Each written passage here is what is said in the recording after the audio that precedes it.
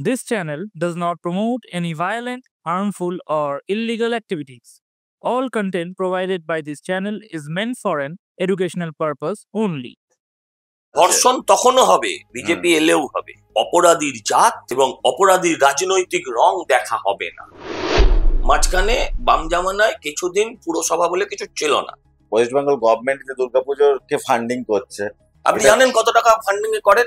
না, জানা নেই। আমি একবার বিধানসভায় ঢুকে পড়েছি।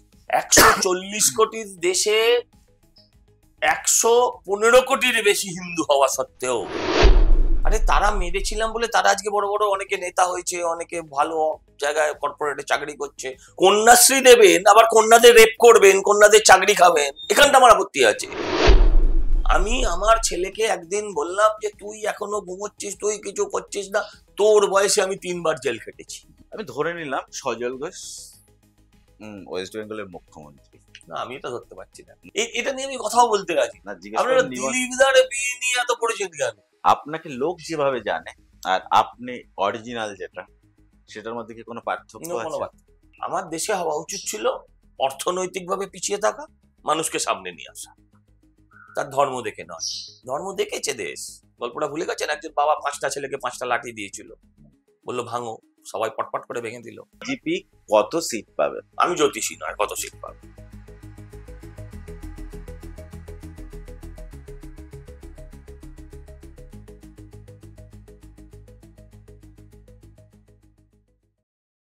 কিছু স্মৃতি, কিছু বিস্মৃতি, কিছু আফসোস, কিছু প্রাপ্তি, সফলতা, ব্যর্থতা, সবই যেন এক সুরে বাঁধা।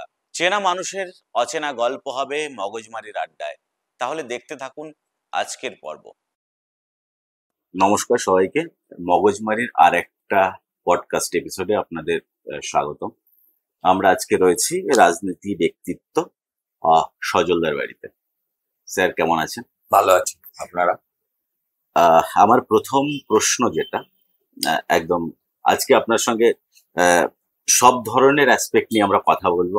সজল ঘোষ মানুষটা কেমন, তার পুজো, তার রাজনীতি, তার রাজনীতির সম্পর্কে তিনি কি ভাবেন, ইন ফিউচারে কি চাইছেন, এই পুরোটা নিয়ে আমরা কথা বলবো। তো প্রথম প্রশ্ন, আপনার বাবা প্রদীপ ঘোষ, বাবা ছেলের সম্পর্ক বাদ দিয়ে রাজনীতিতে প্রদীপ ঘোষ আপনার জীবনে কতটা জায়গা জুড়ে আছে? যে কোনো ছেলের জীবনে তার বাবার একটা ভূমিকা থাকে। যে কোনো ছেলের জীবনে তার বাবার ছায়া পড়ে, এফেক্ট আসে। আমার জীবনেও এসছে। হ্যাঁ, এটা অত্যন্ত স্বাভাবিক। এটা আপনার জীবনেও আছে, সবার জীবনেই আছে। ইনফ্লুয়েন্স থাকে, ইনফ্লুয়েন্সড হয়েছি। বাবাকে দেখেছি ছোটবেলা থেকে রাজনীতি করতে। আসলে আমার পরিবারের কেউ সেভাবে রাজনীতি করতেন না, আজও করে না, এক্সেপ্ট আমার বাবা। একটা সময় আমাদের পরিবারটা অনেক বড় ছিল, এখন বিয়ে হয়েছে, পৃথিবী ছেড়ে চলে গেছেন, ফলে এখন ছোট। তো তাদের কেউ কখনো রাজনৈতিক পরিবারে ছিলেন না। আমরা ব্যবসায়িক পরিবারের ছোটবেলা থেকে দেখে এসেছি। যৌথ পরিবার বলতে গেলে যা বোঝায় আমাদের পরিবারটা সেরকমই ছিল।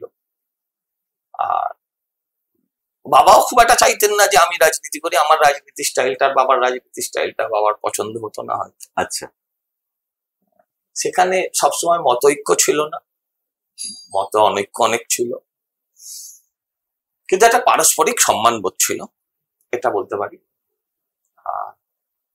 I feel always proud for my father. আমি আমার বাবার ঊর্ধ্বে ওটার স্বপ্ন দেখি, কিন্তু সেটা এখনো সম্ভব নয়।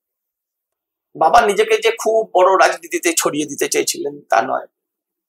তিনি নিজেকে একটা সীমাবদ্ধতার মধ্যে রেখেছিলেন। মানুষের কাজ করেছেন, মানুষের সেবা করেছেন, মানুষের পাশে থেকেছেন। এলাকাটাকে হাতের একটা লোক যেমন নিজের বসার ঘর, শোবার ঘরকে যত্ন করে, সেইভাবে তার এলাকা তিনি তৈরি করেছেন। এখন আমি দায়িত্ব পেয়ে আমি চেষ্টা করছি সেটুকুকেই শুধু রক্ষা করা। আর একজনের নাম আসে, সেটা হচ্ছে গিয়ে সোমেন মিত্র, আমাদের রাজনৈতিক বাবা। আচ্ছা, এই দুজনের মধ্যে আপনি কিভাবে তাদের মধ্যে ব্যালেন্স করেন বা কিভাবে দেখেন সোমেন মিত্র? আজকের রাজনীতিতে নেতা আর সোমেন মিত্র নেতৃত্ব দুটো পুরোপুরি ডিফারেন্ট, দুটো পুরোপুরি আলাদা। আমার মানে আমি আপনাকে একটা উদাহরণ বলছি, একটা ছোট ঘটনা বলছি। ধরুন আমাদের পারিবারিক অভিভাবক ছিলেন তিনি, এবং আমার নয়, আমাদের মতন হাজার হাজার পরিবারের তিনি ছিলেন অভিভাবক। মানে এমন হতো যে আমার মেয়ে দেখতে গেলে আমার বাবা আগে জিজ্ঞাসা করতেন, সোমেনদা তুমি যাবে কিনা। আচ্ছা, আমার মানে ওই কন্যা দান টান এসব হয় না, তো সেখানেও সোমেনদার ভূমিকা ছিল। তো সোমেনদাকে আমরা নেতা কম, অভিভাবক জ্যাঠা বেশি ভেবেছি। সেখানে নেতা কম, জ্যাঠা বেশি। তো মানে ব্যাপারটা এমন ছিল, দেখুন আমার মা মফস্বলে, তখন আরো মফস্বলটা শহরের মতন ছিল না, এখন শহর হয়ে গেছে পুরো। তো যেখান থেকে এসছেন অল্প শিক্ষিতা। আমার দাদু একদম হাটকোর ব্যবসায়ী, সে আগেকার মানে বাঙালি বলতে গেলে যেরাম বোঝায় ধুতি পাঞ্জাবি সেই ধরনের পড়া একটা মানুষ, যার সঙ্গে দূর দূর অব্দি রাজনীতির কোনো রকম যোগাযোগ নেই। তো ধরুন কোনো ব্যাপার, রাজনীতিতে তো সবাই সবসময় একমতে চলে না, কোনো সময় এমন হয়েছে যে বাবা কিছু বলছেন, সোমেন জেঠু কিছু বলছেন, যেটার মধ্যে ডিফারেন্স আছে। আচ্ছা, হ্যাঁ, তো বাবা আমাকে বলছেন হয়তো যে তুমি এটা করবে না। তো আমার দাদু যে জীবনে রাজনীতি করেনি, আমার জ্যাঠা যে জীবনে রাজনীতি কি বস্তু খায় না খায় আমাকে জানেন না, যাদের পৃথিবীটা শুধু ওই 8-9টা লোক। হ্যাঁ, তো তারা আমাকে গোপনে ডেকে বলতেন যে তুই জেঠু যা বলেছে সেটাই করবি। আমার বাবার ডাকনাম নীলু, তো নীলুকে আমি বুঝে নেব। আমার মাও একই কথা বলতেন। আমাদের এই একটা ভরসা ছিল, যদি সোমেন মিত্র বলে আমাদের মানে আমার পরিবারে যে ছাদ থেকে লাফাও, আমার পরিবার কখনো বলবে না যে লাফিও না, কারণ তাদের ভরসা ছিল যে পড়ার সময় সোমেনদা ঠিক তলা থেকে ক্যাচ লুবে। আচ্ছা, এটা ছিল রাজনৈতিক মতাদর্শগত ভাবে হয়তো তিনি থাকলে আজ কোন পথে থাকতেন আমি জানি না, হয়তো সে পথের দূরত্ব তৈরি হয়েছে, অনেক সময় হয়েছে, কিন্তু কিছু সত্যিকে অস্বীকার করা যায় না, আমিও করতে পারলাম। আরেকটা জিনিস আমার যেটা জানার ইচ্ছে সেটা হচ্ছে আপনার যা যা ইচ্ছা আছে আমি সব পূরণ করবো।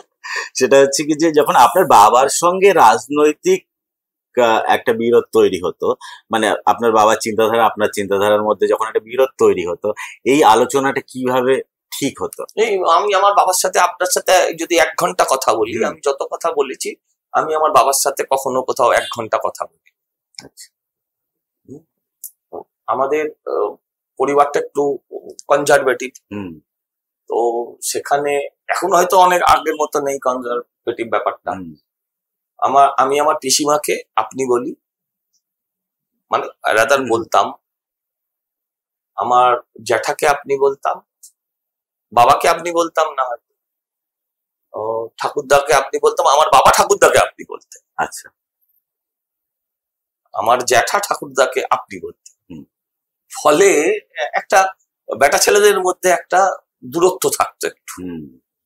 তো এগুলোর মিডিয়াম থাকতেন আমার মা, আমার বাবার কিছু সহকর্মী সহযোগী বন্ধু, আবার আমাকে মেসেজ পৌঁছানোর জন্য বাবা ব্যবহার করতেন আমার কিছু বন্ধুকে। আচ্ছা, এইভাবে হতো আর কি, সরাসরি এক্সচেঞ্জ কম ছিল। আচ্ছা, আপনার জীবনে আপনার মায়ের ভূমিকা? কার জীবনে মায়ের ভূমিকা থাকে না? আপনি সেটাকে কিভাবে অ্যানালাইসিস করেন আজকের দিনে দাঁড়িয়ে? কোন সময় আমি প্রতি সেকেন্ডে বলাটা বাড়াবাড়ি হয়ে গেল, প্রতি মুহূর্তে আমি মাকে অনুভব করি, ফিল করার চেষ্টা করি। আমার মা হঠাৎ চলে গেছেন, বয়সেও যাননি, অনেক কম বয়সেই চলে গেছেন তুলনামূলক। তো ন্যাচারালি মাকে খুব মিস করি, কষ্ট হয়। এরা পুরো পারিবারিক ছিলেন, এদের দুনিয়াটা ওই আমি বললাম আমার দাদুরও যা ছিল আমার মায়ের ক্ষেত্রেও অনেকটাই তাই। মানে এরা পরিবারের বাইরে এদের খুব একটা দুনিয়া ছিল না। মাও সমাজসেবা করতেন, এটা জানতে পেরেছি মায়ের মৃত্যুর পর। আচ্ছা, মায়ের মৃত্যুর পর মায়ের মৃতদেহ যখন এখানে রয়েছে তখন এমন অনেক হাজার হাজার মানুষকে দেখেছি আমি, যারা আমার লোক নয়, যারা আমার বাবার লোক নয়, যারা রাজনীতির লোক নয়, এমন মানুষদের চোখের জল দেখেছি যেটা হয়তো আমি এক্সপেক্ট করিনি, এবং সেটা সম্পূর্ণভাবে নীরবে। কোথা দিয়ে কাকে কখন সাহায্য করেছেন সেটা অনেকটা আজও আমার অজানা। স্বাভাবিক। আর আমরা 3 ভাই বোন, তার মধ্যে আমি বড়, আমার 2 বোন। মায়েদের একটু ছেলেদের প্রতি ভালোবাসা বেশি থাকে, মেয়েদের একটু বাবার প্রতি। তো আমারও মায়ের প্রতি অ্যাটাচমেন্ট অনেক বেশি ছিল, মায়েরও তাই। এবার একটু আমি সারা জীবন মায়ের থেকে ধার করতাম। আচ্ছা, ওটা আমার ভালো লাগতো। মা চলে গেছেন 10 বছর, মানে যখন আমার 42-43 বছর বয়স, তখন আমি সপ্তাহে 15 দিনে 100 টাকা হলেও মায়ের থেকে আমি জোর করে নেব, আদায় করব। ওই টাকাটাই আমার কাছে একটা মানে আনন্দের ছিল। এমন কোন জিনিস আজকের দিনে মনে হয় মায়ের অ্যাসপেক্টে যে এইটা যদি আমি মাকে বলতে পারতাম? অনেক অনেক অনেক অনেক। তার যদি একটা এক্সাম্পল একটু, তাহলে সবটা বলা যায়, যতটা সব ইমোশন শেয়ার করা যায় না। এখনো মাকে আমি খুব ফিল করি, কষ্ট হয়। অনেক কিছু না বলা রয়ে গেছে, অনেক কিছু না বলা রয়ে গেছে। অপেক্ষা করছি আবার কোন একদিন গিয়ে বলবো, এবার আর লেট করবো না। সেটা রাজনীতির ব্যস্ততা বা সেই সময় আরেকটু মানে আমাদের ওই বয়সটা আমরা যখন পেরিয়ে আসি, তারপরে ওই অনুধাবন গুলো আমাদের মধ্যে হয়, সেটাকে খুব জড়িয়ে ধরতে ইচ্ছা করে। হ্যাঁ, মায়ের গালে চুমু খেতে ইচ্ছে করে, সম্ভব। ঠিক একটু অন্য প্রসঙ্গে আসি, সেটা হচ্ছে গিয়ে যে আপনার ওয়াইফ আপ এন্ড ডাউন গুলো একটু ক্ল্যারিটি রেখে করলে ভালো হয় না? এত প্যারিটি থাকছে না, মানে এত মানে ইমোশনের চরম পর্যায় থেকে একদম সোজাসুজি ওয়াইফ। সেইটা নিয়ে যদি আমরা কথা বলি, কারণ পুরুষ মানুষ যাই হোক, নারী চরিত্রগুলো সেই মানুষগুলোকে এক একটা সময় এমন এমন জায়গায় মোড় বাগ ঘুরিয়ে দেয়। তার জন্য আমরা চাইছি যে আজকে সজল ঘোষ যে ধরনের কথা বলে, যে ধরনের কথা শুনে আমরা অভ্যস্ত, তার বাইরেও তো একটা মানুষ আছে, তার মায়ের সঙ্গে সম্পর্ক, তার বাবার সঙ্গে সম্পর্ক, তার ওয়াইফের সঙ্গে সম্পর্ক, এই জিনিসগুলো তো আছে, যেটাতে আলটিমেট মানুষের মধ্যে ইমোশন গুলো বেরিয়ে আসে। পলিটিক্স যারা করে তারা সব ইমোশন দেখাতে চায় না। হ্যাঁ, আমি আপনাকে মানে শর্টে বলি যে এই যে আমি এখন জামাটা পরে এসেছি না, এটা আমার স্ত্রী আমাকে বার করে রেখে দিয়েছিলেন। আমার কাজ ছিল শুধু পরে নেওয়া, আমার কাজ ছিল শুধু কষ্ট করে পরে নেওয়া। মানে আমার স্ত্রী আমার জন্য কোথাও যেতে পারে না, তার কারণ হচ্ছে আমি কোথায় জামা প্যান্ট কি আছে না আছে আমি ভালো করে জানিও না। আচ্ছা, বাজারে আমরা টিভিতে অনেক বলি, রাস্তায় মিটিং এ বলি, হ্যাঁ আলুর দাম পেঁয়াজের দাম নিয়ে অনেক লড়াই করি, কিন্তু আমি জীবনে বাজার যাইনি, বুঝলেন। আমার বাবাও জাননি, আমার ঠাকুরদা বাজার করতেন, আমার জ্যাঠা বাজার করতেন।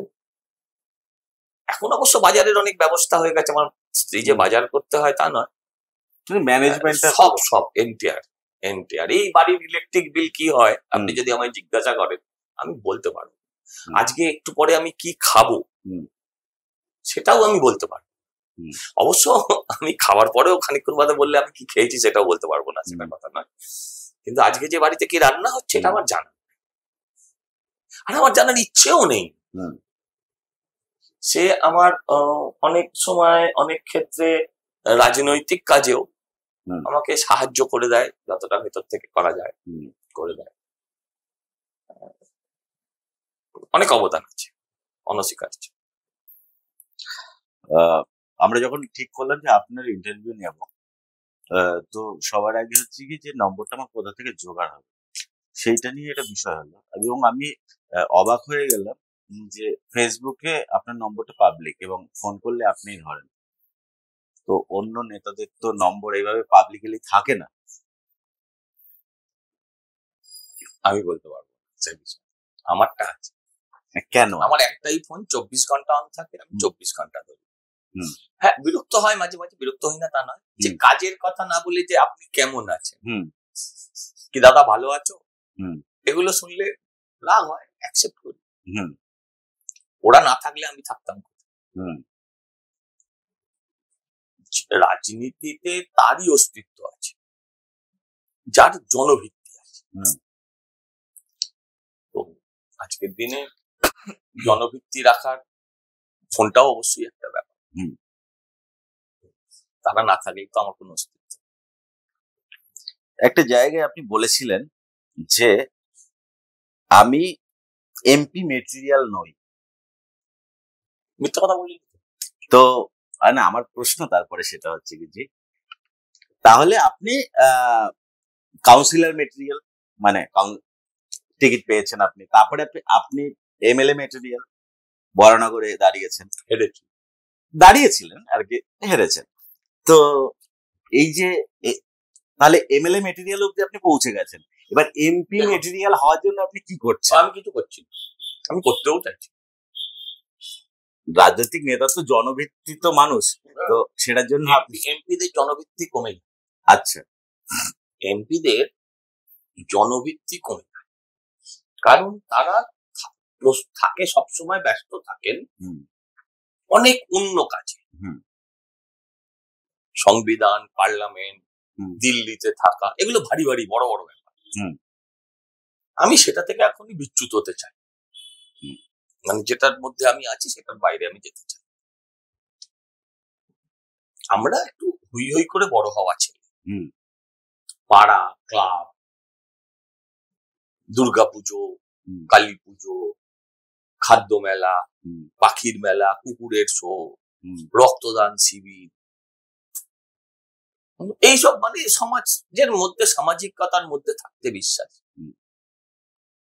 এমএলএ অব্দি সেটা করা যায়, আর এমপি হয়ে গেলে বাস্তুচ্যুত হতে হয় অনেক সময়। আচ্ছা,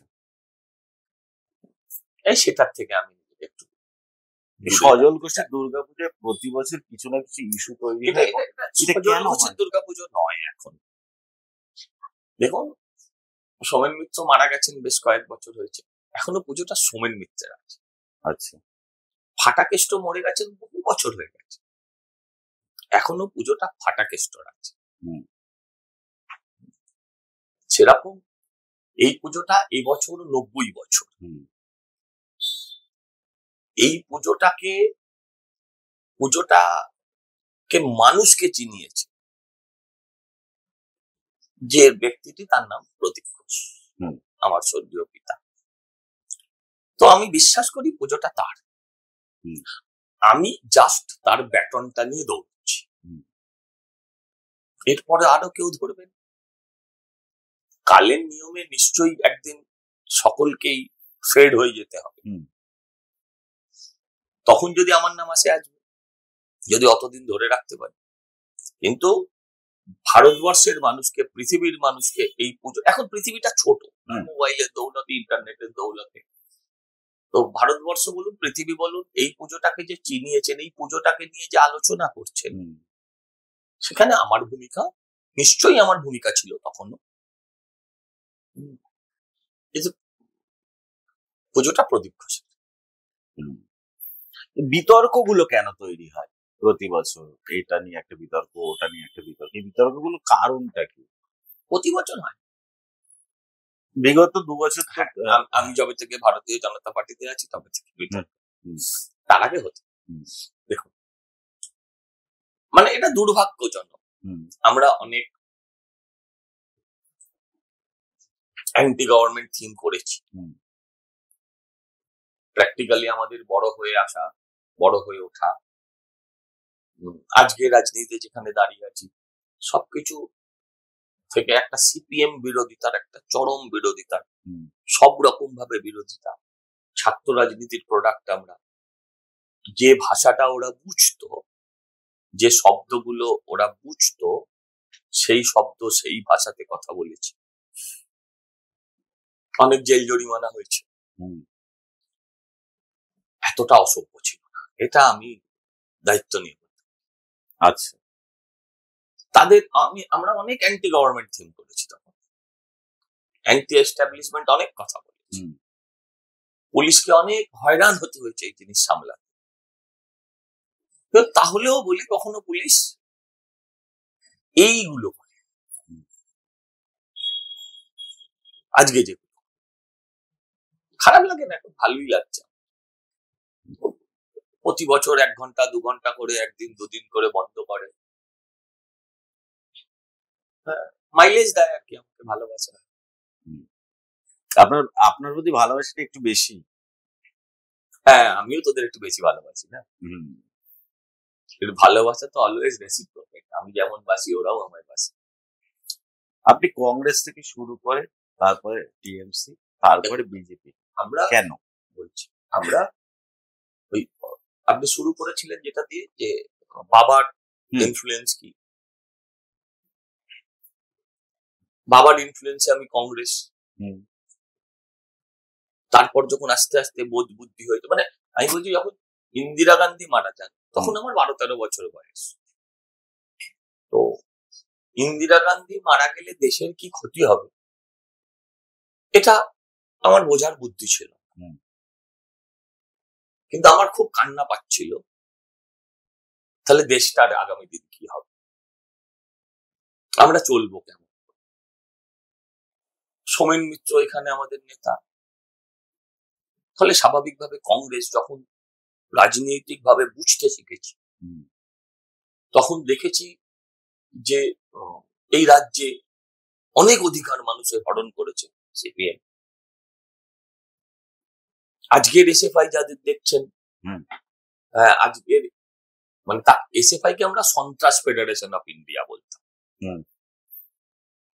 তো আজকের এসএফআই, তখনকার এসএফআই, আজকের সিপিএম এর নেতা, তখনকার সিপিএম দের নেতা, সিপিএম এর নেতা, আপনিও দেখেছেন নিশ্চয়ই, দুটো ক্যারেক্টার এক ছিল না, একেবারেই অন্যরকম ছিল। হ্যাঁ, আমার বাড়ি একবার আপনারা হয়তো দেখেছেন, দরজা ভেঙে দিল পুলিশ। পুলিশ এত অসভ্য ছিল না যে আমার কখনো দরজা ভেঙেছে, কিন্তু আমার বাড়িতে ঢুকে বহুবার তল্লাশি করেছে, বহুবার আমাকে গ্রেফতার করেছে।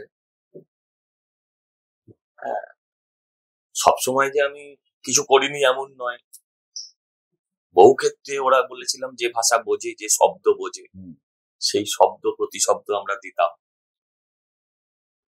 তো তখন থেকে বুঝতে পারলাম যে এরা আমাদের অনেক গণতান্ত্রিক অধিকার হরণ করছে। বেসিক্যালি দুজনের মধ্যে তফাৎ হচ্ছে, সিপিএম ছিল গুন্ডা, সিপিএম এর জামানায় গুন্ডামি ছিল ভয়, সিপিএম ছিল গুন্ডা। এরা গুন্ডা কম, নোংরা বেশি, এরা চোর। সিপিএম বা এসএফআই যাই বলুন, সারা বছর রাজনীতিটা করতে দিত, ভোটটা করতে দিত না। আচ্ছা, আর এরা সারা বছর আপনাকে রাজনীতি করতে দেবে, বিষয়টা এই যায়। তো সেখান থেকে কংগ্রেস হওয়া, ধীরে ধীরে এটা বিশ্বাস করতে থাকা যে দিল্লির কংগ্রেস ভয়ঙ্কর ভাবে তোষণ করে রাজ্যের সিপিএম, এবং সেই কংগ্রেসের হাতে থাকলে রাজ্যের পরিবর্তন সম্ভব। আজকে পরিবর্তন করে ভালো হয়েছে না মন্দ হয়েছে সেটা অন্য বিতর্কের বিষয়, তখনকার অ্যাসপেক্ট ওটা একদম। মানে আমরা তাওয়াতে ফ্রাই হচ্ছিলাম, ফলে আমাদের খুব রাগ হচ্ছিল। এখন আমাদের অনেকটা ওই শিক কাবাবের মতন উপর থেকে তলা অব্দি শিখে খেতে একদম উনুনের ভেতরে ঢুকিয়ে দিয়েছে, এইটা ছিল। তো তখন আমরা মনে করলাম মুক্তির পথ মমতা বন্দ্যোপাধ্যায়, কিন্তু আমাদের নেতা সোমেন মিত্র ছিলেন। তো ন্যাচারালি সোমেন মিত্র যে পথে হেঁটেছে আমরাও সেই পথে হেঁটেছি। আমার বাবা হয়তো একটু আগেই হেঁটেছে, তারপরের ইতিহাস তো আপনারা পরিষ্কার মনে আছে আপনাদের, যে সেই পরিবর্তন আমাদের জন্য কতটা সুখের, কতটা ব্যথার, আমাদের মানে আমার নয়, বাংলার মানুষের। আর এই মুহূর্তে দাঁড়িয়ে ভারতবর্ষকে এগিয়ে নিয়ে যাওয়ার মতন অন্য কোনো রাজনৈতিক দলও নেই, অন্য কোনো নেতাও নেই।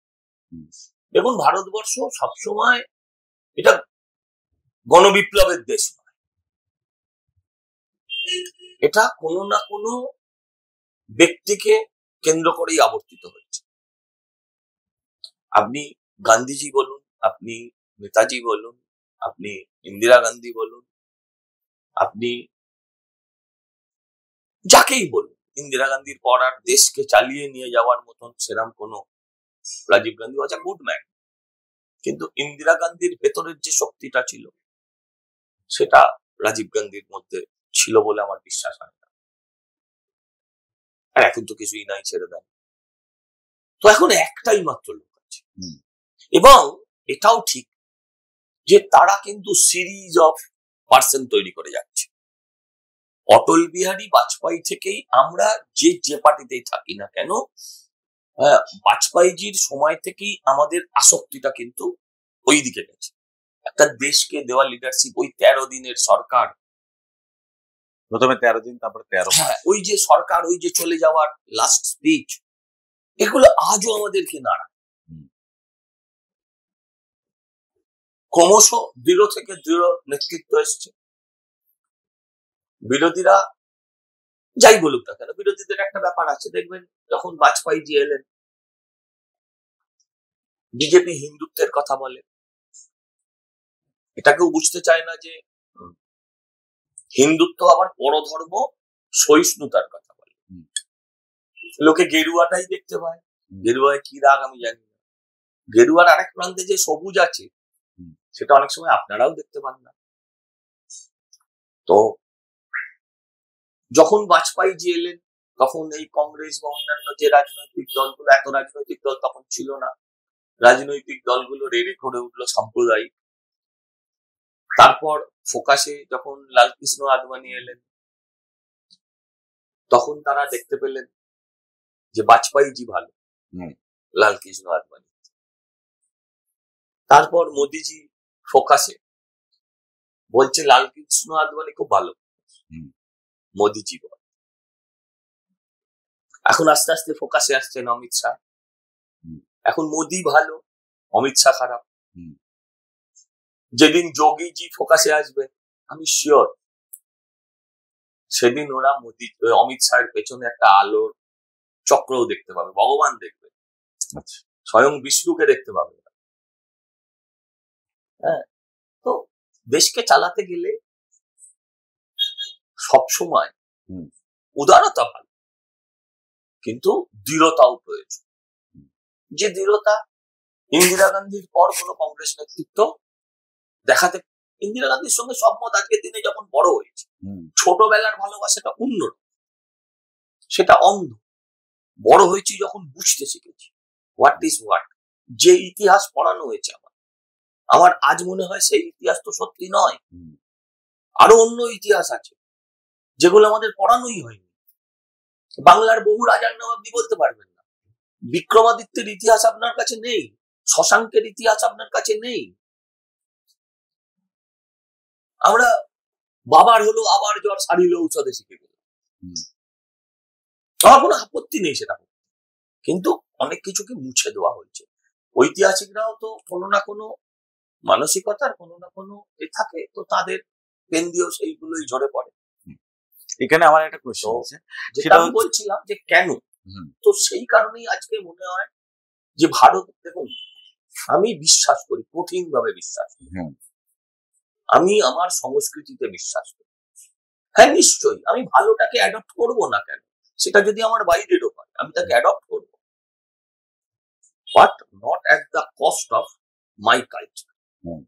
আমি অ্যাড অন করবো, আমি আমারটাকে মুছে ফেলবো না। মোদিজি আমাদের সেই পথে হাঁটাচ্ছে। ভারতবর্ষের কালচার কয়েক হাজার বছরের পুরনো, ভারতীয় সভ্যতা হয়তো এই ভারতটা সেই ভারত নয়, আরো বৃহত্তর ভারত, সেটা আরো কয়েক হাজার বছরের পুরনো সভ্যতা, পৃথিবীর সর্ব প্রাচীন সভ্যতার একটা। আমি সেটাকে ভুলে যাব কেন? আমি মোগল জানবো, কিন্তু তার মানে এই নয় যে আমি আমার দেশীয় কৃষ্টি, আমি অশোককে জানবো না, আমি শশাঙ্ককে জানবো না, আমি বিক্রমাদিত্যকে জানবো না। এটা কেন?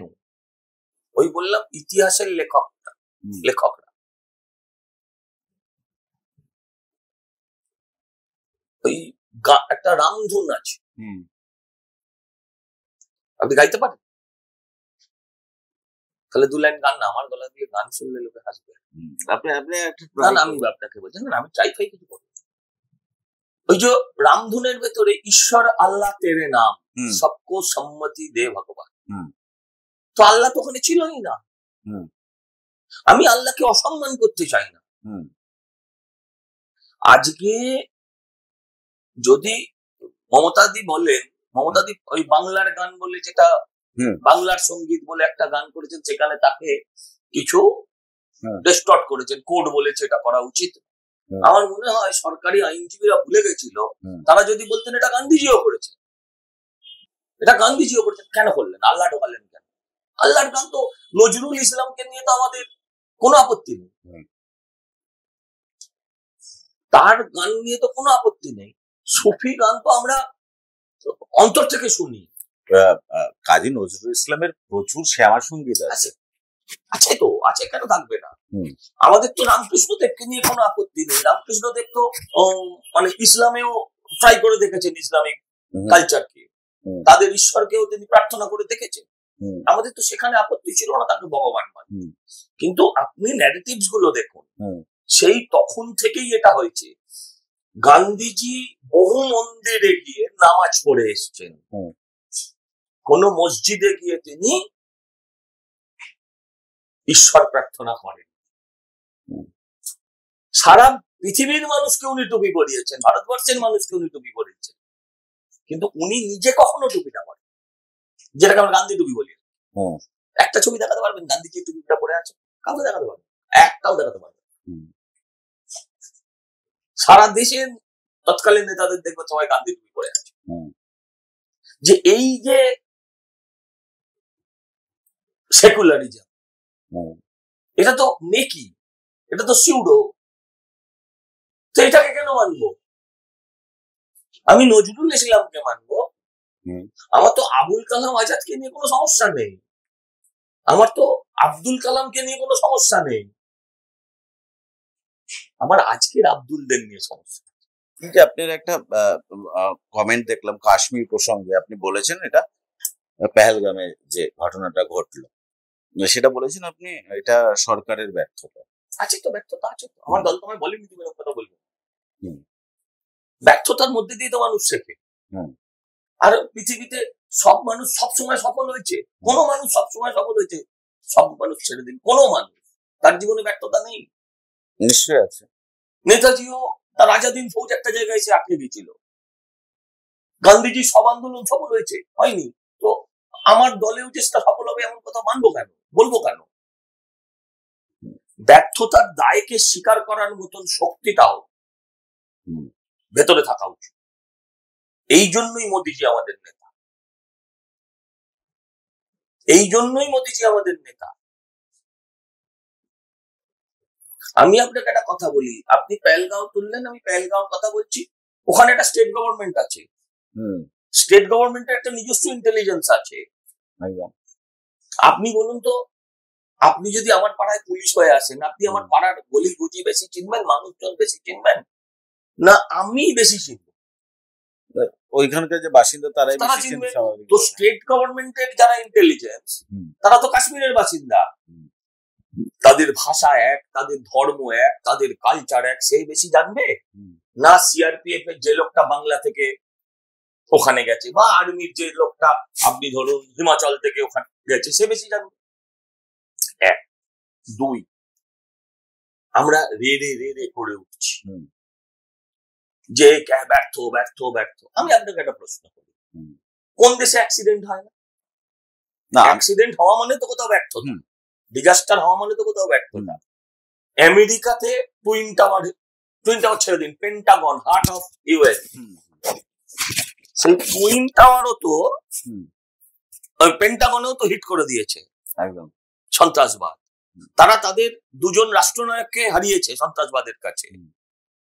আমরা পৃথিবীর ইন্টেলিজেন্স বললে আজকে আমরা মোসাদকে ভাবি। ইসরায়েল লোকের পেজারে ব্লাস্ট করিয়ে দিচ্ছে, ওয়াকি টকি ব্লাস্ট করিয়ে দিয়ে মেরে দিচ্ছে। তারাও তো হামাসের কাছে ব্যর্থ হয়েছে একদিন। ব্যর্থতা থেকে শিক্ষা নেওয়া উচিত। না, আমার ব্যর্থ হয়েছে সেটা নিয়ে আমার প্রশ্ন নয়। আমার প্রশ্ন হচ্ছে গিয়ে ক্রমান্বয়ে এই জিনিসগুলো আমরা ব্যর্থ হলে আবার সেটাকে আবার করতে হবে, কারেক্ট করতে হবে, এগিয়ে চলতে হবে। কিন্তু সমস্যা হচ্ছে যে একটা ন্যারেটিভ তৈরি করে কাশ্মীরে ধরে নিলাম পাকিস্তান স্পন্সর টেররিস্ট অ্যাটাক হয়েছে, তো তার জন্য যদি আমি বউবাজারে কোনো মুসলিম ফল ব্যবসায়ীকে ধরে পেটাই, সমস্যা তো এইখান থেকে শুরু হচ্ছে। আমার মনে হয় না এরকম কোনো ঘটনা ঘটেছে। আপনি বলছেন এই যে ন্যারেটিভটা তৈরি হচ্ছে, বউবাজার কেন, বড় বাজার, বউবাজার, কোথাও এটা হয়নি। এক, we are all human beings, আমরা প্রত্যেকে মানুষ।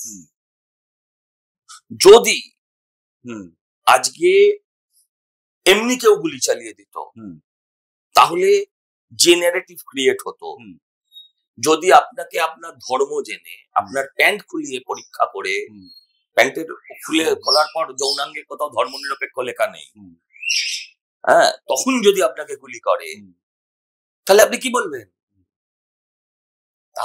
কি বলবেন? আমি আপনাকে বলি, স্বাধীনতা উত্তর যুগে সব ব্রিটিশই তো আমাদের শত্রু ছিল, সাদা চামড়া মানেই শত্রু ছিল।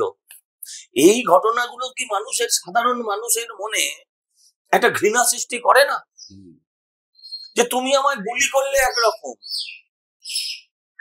আমার প্যান্ট খুললে আমার ছেলের সামনে, তারপর গুলি করে মারলে, আমি তো দুবার মরলাম। এটা এই ঘটনার নিন্দা করবে না? এই তো এই ক্রোধ জাতের উপর গিয়ে পড়বে। যারা এটা করছেন তাদের এটা বোঝা উচিত।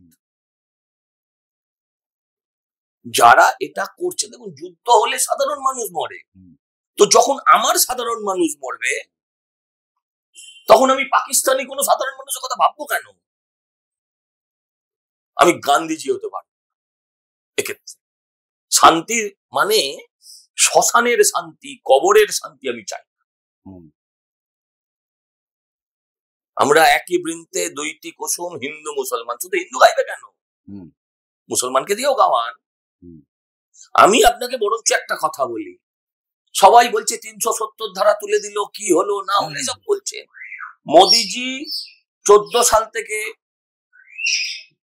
এখানকার ভারতবর্ষের প্রধানমন্ত্রী, 14 সাল থেকে আজ অব্দি 11 বছরে কটা বড় টেররিস্ট অ্যাটাক? 3টে। উড়ি, পুলওয়ামা, পেহেলগাঁও। আর আপনি আমায় বলুন তো, কংগ্রেস জামানায় কটা? আমি এটাও বলি, অটল বিহারী বাজপেয়ী তুলনামূলক অনেক শান্ত মানুষ, অনেক বেশি মানে সহিষ্ণু মানুষ। তার জামানায় তো কারগিলে আমরা উত্তর দিয়ে এসেছি। আপনি আমায় বলুন 26/11 পরে কি উত্তর দিয়েছি? আপনি আমাকে বলুন পার্লামেন্ট অ্যাটাকের পরে আমরা কি উত্তর দিয়েছি? আপনি বলুন এই যে 370 তুলে দিয়েছে, কি হয়েছে? তারপরে শান্তি কোথায়? 370 তুলেছে 19 সালে। 19 সাল তো, আর আজকে 25 সাল। কাশ্মীর তো আপনার আমার মতন শহরে স্বাভাবিক ছিল। আমি ঈশ্বরকে ডাকি, আমরা বিশ্বাস করি যাবার সবাই কাশ্মীরে যাক, কারণ মিলিটেন্ট চায় যে টুরিস্ট না আসুক। টুরিস্ট না এলে ওরা খেতে পাবে না, আর ওরা যদি খেতে না পায় তাহলে ওরা আবার বন্দুক ধরবে। আমি সেটা সফল হোক চাই না। আজকে কাশ্মীরে সারা পশ্চিমবঙ্গে কটা মিছিল বের করেছে অন্য রাজনৈতিক দল, বিজেপি ছাড়া, যারা কথায় কথায় কেঁদে ভাসিয়ে দিত, যারা গাজার জন্য মিছিল বার করে, প্যালেস্টাইন পতাকা নিয়ে নিজেদের সিপিএম এর ব্রিগেডের মিছিলে দেখা যায়। তারা কাশ্মীর নিয়ে কটা মিছিল করেছে? আবার উত্তর দিন, কাশ্মীরিরা মিছিল করছে, হাজার হাজার কাশ্মীরি, বলছে হাম হিন্দুস্তানি। শব্দটাই উচ্চারণ করতো না ওরা। That is the success. তারা বলছে মোদি আমায় যেটা দিয়েছে গ্যার মুসলমান হয়ে, সেটা 40 বছরে কেউ দেয়নি। ওরা বলছে 370 দ্বারা আমার কি লাভ হয়েছে। আজকে ওরাও বুঝতে শিখেছে, বাঙালি বুঝছে। কিন্তু এটাও তো আছে যে আপনি বললেন যে আমরা সার্জিক্যাল স্ট্রাইক করেছি, কিন্তু কংগ্রেসের ইন্দিরা গান্ধী সারা পৃথিবীকে দুটো ইউনিটে ভাগ করে একটা দেশকে দুটো টুকরো করে দিয়েছে। আমি আপনাকে একটু আগে বলেছি, সেটাও তো করেছে। আমি আপনাকে একটু আগে এটা বলেছি যে ইন্দিরা গান্ধীর পড়া দৃঢ় নেতা কংগ্রেসের নেই, এই ধরনের দৃঢ় নেতৃত্ব কংগ্রেসের নেই, এটা আমরা বলেছি। এবার আর একটা জিনিস আমি একটু এই প্রসঙ্গটা আমি একটু কথা বলতে চাই, সেটা হচ্ছে কি যে এই যে ইউপিতে কাওয়ান যাত্রার সময় 240 কিলোমিটার রাস্তায় সেখানে গভর্নমেন্ট থেকে একটা নোটিফিকেশন জারি করলো যে কি কোন ধর্মের লোক সেটা তার দোকানের সামনে লেখা থাকতে হবে। আপনি পার্সোনালি মানে যখন একটা দুর্গাপুজো করছেন বা আপনি নিজেকে বিজেপির নেতা হিসেবে না ভেবে, আপনার এখানে নিশ্চয়ই, আমি বিজেপির নেতা হিসেবে ভেবে বলছি, বলুন না আপনার কি প্রশ্ন। মানুষ হিসেবে আপনার খারাপ লাগে না? আপনার খারাপ লাগে না যখন যে কোনো খাবারের দোকানে গেলে মাছ মাংস যেখানে যে হোটেলে পাওয়া যায় সেখানে লেখা থাকে হালাল মিট? আপনার খারাপ লাগে না তখন? হালাল মিট লিখবে কেন ভাই? এটা তো আদি অনন্ত হয়ে এসছে। আপনি আমাকে বুঝিয়ে বলুন, আপনি হালাল মিটটা দেখতে পান না? আপনি কোথায় লিখে দিয়েছে হিন্দু মুসলমান, এখানেও তো লেখা থাকে নো বিফ, আদি হিন্দু হোটেল, সেগুলো দেখতে পান না? সেটাই লিখতে বলেছে ওখানে। এটা তো মানুষে সেগ্রিগেট করেনি, যাতে এটা নিয়ে সমস্যা ক্রিয়েট না হয়ে যায়। আমাদের এখানে হোটেলে লেখা থাকে হচ্ছে আপনার হিন্দু হোটেল, আদি হিন্দু হোটেল, আমার এখানে লেখা থাকে হালাল মিট। কেন হালাল মিট লেখা থাকবে? এটা নিয়ে তো আমরা প্রশ্ন করিনি। আজকে আপনি এটা নিয়ে কেন প্রশ্ন করেন? অ্যাকসেপ্টেড, ওটা লেখা আছে, এটাও লেখা আছে। উত্তর পেয়েছেন আশা করি? না, এইটা তো পাননি, তাহলে বলুন। জিনিসটা তো তারপরে সুপ্রিম কোর্ট গিয়ে জিনিসটা খারিজ হয়ে গেছে। সুপ্রিম কোর্টে অনেক কিছুই খারিজ হয়। সুপ্রিম কোর্টে অনেক কিছুই খারিজ হয়। সুপ্রিম কোর্ট অনেক নির্দেশ দেওয়ার পরেও পার্লামেন্ট থেকে সুপ্রিম কোর্টের নির্দেশও খারিজ হয়েছে। শাহবানু মামলায় 3 তালাক, সেগুলো তো করেনি এই সরকার। পার্লামেন্টে তাদের সংখ্যাধিক্য আছে, করতে পারতো, তারা অ্যাকসেপ্ট করে নিয়েছে। যেটা হচ্ছে আপনি বললেন একটু আগে আপনার জীবনে আপনার মা, তারপরে বাবার ইনফ্লুয়েন্স, আপনার ওয়াইফের ইনফ্লুয়েন্স, সেটা বলতে গিয়ে আপনার চোখটা ছলছল করে এলো। ওয়াইফের ক্ষেত্রে ছলছল করে না, মায়ের ক্ষেত্রে করেছে, মায়ের ক্ষেত্রে করেছে। ওয়াইফের ক্ষেত্রে ছলছল করলেও অসুবিধা কিছু নেই, করেনি। তো সেটা হচ্ছে কি আপনি তারপরে দেখলাম বরানগরে গিয়ে সায়ন্তিকাকে আপনি একটা আক্রমণ করলেন, সায়ন্তিকা না অ্যাকোয়াটিকা। এইখানে একটু বাইরে রাজনীতিটা বাদ দিয়ে একটা মহিলার সম্পর্কে সাধারণ একটু কথা বলা যেতে পারে না, যে রেসপেক্ট দুজনের বজায় থাকে। অ্যাকোয়াটিকা শব্দটার মধ্যে খারাপ কি আছে? খারাপ কিছু নেই, কিন্তু টোনটাতে খারাপ আছে। না, কোন টোনটায় খারাপ আছে? আপনি আমার ওই টোনটা দেখান, চালাবেন, পাশাপাশি দেখে চালাবেন। আমরা ভিডিওটা চলে পাশে ফ্রেমে লাগিয়ে এবার ওটা বলার পিছনে কারণটা কি ছিল? না, সায়ন্তিকা নামের সঙ্গে এটা মিলেছে। আচ্ছা, আন্টার্কটিকাও বলতে পারতাম, বলিনি। ওটা তখন মাথায় আসেনি। আমার কাছে সাবজেক্টটা দেখুন, আমি সেই কালচারে বড়ই হয়নি যে কোনো মহিলাকে আমি অসম্মান করব। তো প্রতিদ্বন্দ্বীর সঙ্গে রাজনৈতিক যদি মশলা না থাকে, আর তখনই শুধু মহিলা হয়ে গেলে, এই যে চ্যাপ্টারটা, এটাও বন্ধ হওয়া উচিত। সম অধিকার মানে বাসে লেডিস সিট থাকা নয়, কিন্তু আমার বউ রেগে যাবে হয়তো এই কথাটা বললে, কিন্তু এটা সত্যিকারের যে আমি সমান অধিকার চাই, আমি বাড়তি অধিকার চাই। বলো তাহলে সম অধিকার মানে সবাইকে সমান অধিকার, লেডিস সিট নয়। আর আমি কোনো অসম্মানজনক কথা বলিনি, আমি আজও বিশ্বাস করি রাজনৈতিক কটাক্ষ থাকতে পারে, এই যদি কটাক্ষ না থাকতো তাহলে আপনি আজকে প্রশ্ন নিয়ে চিন্তা করতে হতো 3 দিন ধরে, 8 ঘন্টার শো করবেন 3 দিন চিন্তা করতে হতো কি প্রশ্ন করবো। এইটাই, আমি অসম্মান কোথাও করি। কুণাল ঘোষকে আপনি বলেছিলেন যে যেখানে খাবার গন্ধ পায় সেখানেই চলে যায়, তারপরে হচ্ছে গিয়ে সেইটা নিয়ে আবার কুণাল ঘোষ আপনাকে ফোন করেছে, সেইটা নিয়ে আবার একটা কনভারসেশন আপনাদের মধ্যে হয়েছে। হ্যাঁ, দেখুন কুণাল ঘোষকে আমি সকালবেলা বলাচ্ছেন এই নাম, কুণাল ঘোষকে আমাকে দীর্ঘদিন আমাদের মধ্যে সম্পর্ক, এবং সেই সম্পর্ক একটা সময় অত্যন্ত গভীর।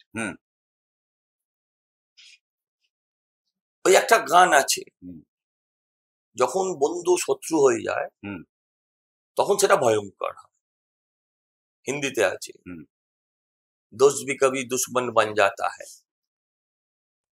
কুণাল দার সঙ্গে আমার সম্পর্কটা অত্যন্ত গভীর ছিল, পারিবারিক ছিল। আবার যেটা বলছিলাম,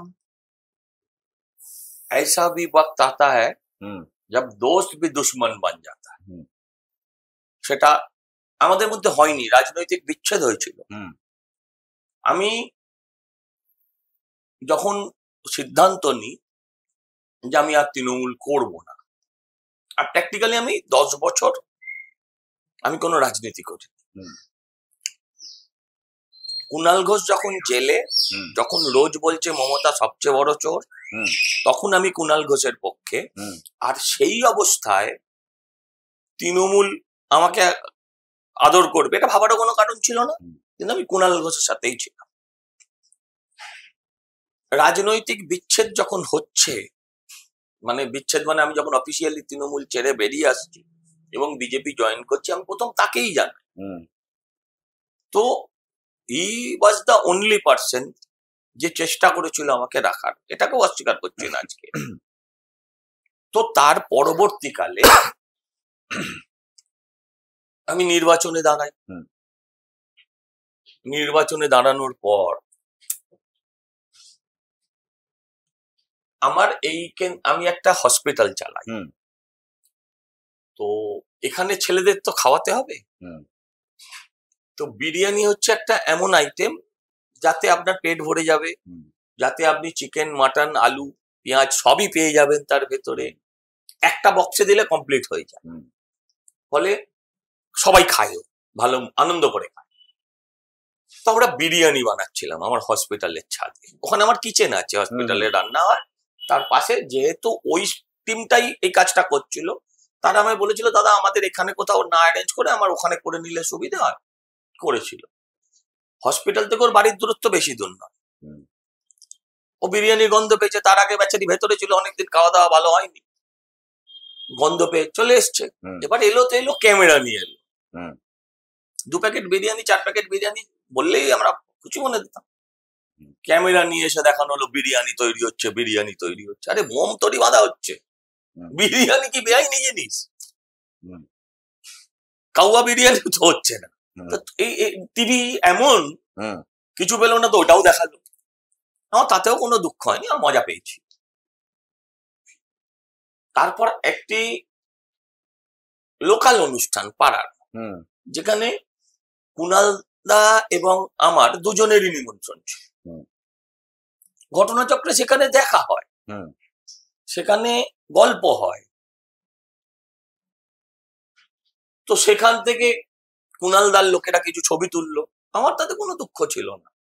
তো সেই ছবি প্রতিদিনে যখন বেরোয়, 18 নম্বর চ্যানেল, অ্যাডাল্ট চ্যানেল না মানে একটা, সেখানে যখন বেরোয়, এরম যখন হয়, তখন তো আমার একটা রিয়াকশন দিতে হয়।